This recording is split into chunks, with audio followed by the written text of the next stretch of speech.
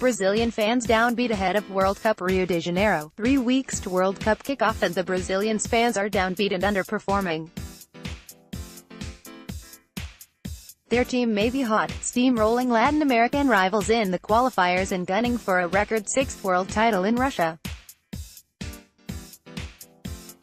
But the yellow-shirted fan base is decidedly blue. Souvenir sellers report slow business. Newspapers obsess over the state of superstar Neymar's health. And the ghosts of the disastrous 2014 World Cup lurk.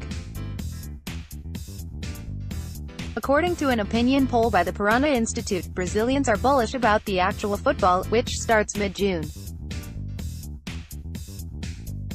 2/3 think the Seleção is favored to lift the trophy and 35% see Neymar as likely to be player of the tournament, compared to 30% for Portugal's Cristiano Ronaldo.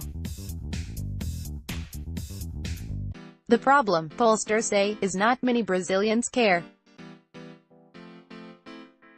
66% have little or no interest in the upcoming championship, while 14.5% don't even know where it's taking place. There's not the same level of enthusiasm as before, said driver Serafim Fernandes, as he shopped in football-mad Rio de Janeiro's teeming Sara market.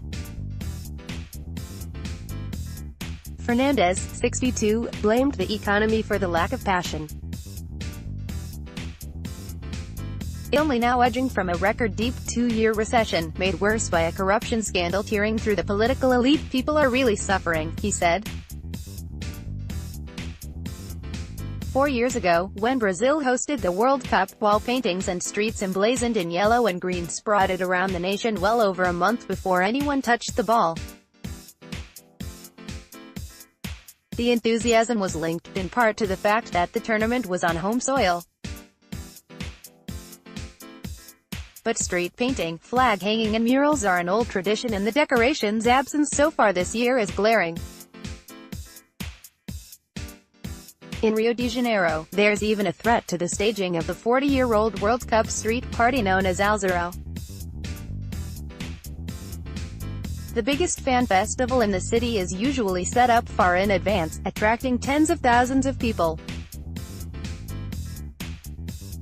This year Alzarão has yet to show any signs of life. We are fighting to make the event possible, organizers said in a statement.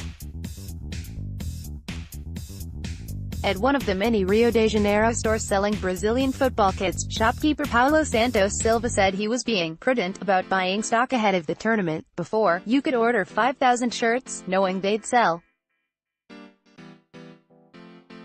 Now you risk ending up stuck with them, so you buy 100, sell them, buy 100, and if we win a game buy 200, he said.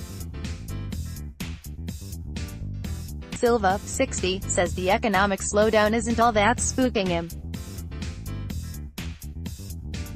There's the shameful exit from the 2014 event, that 7-1 semi-final apocalypse against Germany. It's engraved on Brazilians' memory, he said gloomily. For some, the lukewarm pre-cup atmosphere has even deeper meaning. The idea that Rio should be swathed in bunting and paint is rooted in nostalgia for the joyful unity of 1982, when Brazil sent one of its greatest ever teams to the World Cup in Spain. Even if they lost to Italy in the quarterfinals, people in Brazil have a fantasy related to the 1982 Cup, he told AFP. It's almost a legend, but those who were young at that time are working now, and those who are young today don't have the money to paint streets, he said. Carmona says that once the action starts in Russia, Brazilians will be cheering as loudly as ever. Fernandes, browsing for a good deal on one of the famous yellow shirts in Sara, agrees, "We really need it a lot. We'll get into it," he said. "If they win, the people will forget everything else."